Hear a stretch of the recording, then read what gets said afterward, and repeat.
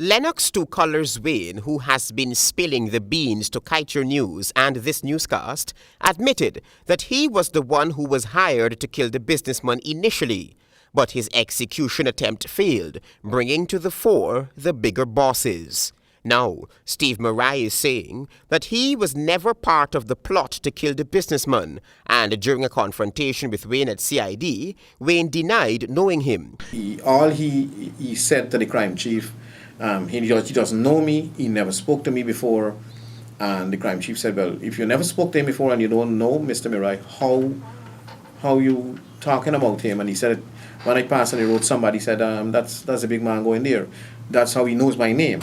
And he said he saw me standing outside of Mr. Nigelu's office on a phone, braced on a car. And then I left. So that's all he said. And then the crime chief asked him one final question. If Mr. Merai is involved in this plot or was ever involved in organizing this plot to kill the businessman, and to that question, Two Colors said no. Going back to Wayne's recent interview, that meeting on Hatfield Street, where the MFK building is located, was actually to spy on the businessman, Mohammed Khan. That's where he, Lennox Wayne, officially met the controversial Merai. I want to know is who wanted MFK boss dead? The owner of the store, Mr. Bacchus. And the police officer you just called, is he alone involved in this thing or other officers? He and Steve Merai is the person that's involved in it, because after I shot him on the 9th of July over the river at Black Branch, and he ended up picking up one in the belly and went to the station. Lindo went to the station to hear exactly to see if he could identify anybody. He said, well, he know this person. But the MFK man turned to that the guy that ex-police or got heavy police connection with shot him, which was me. Mm-hmm. Because you know me very well, right? Mm-hmm.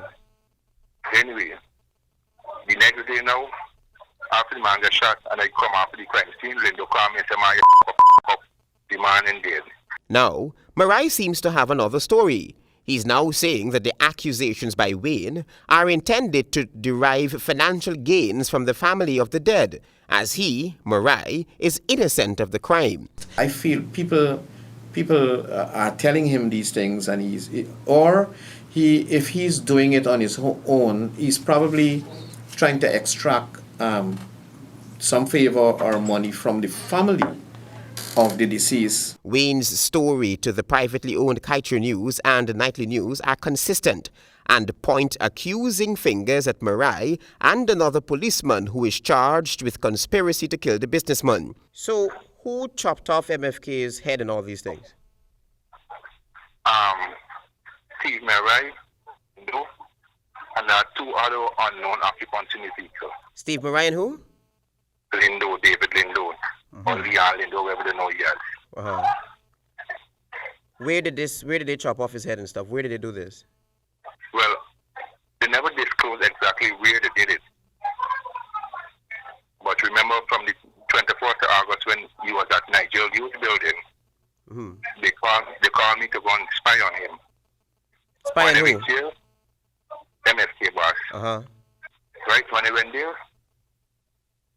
I saw the man because he was coming out. Right, I called him and said, well, yes, the man is here. They said, keep eye on him.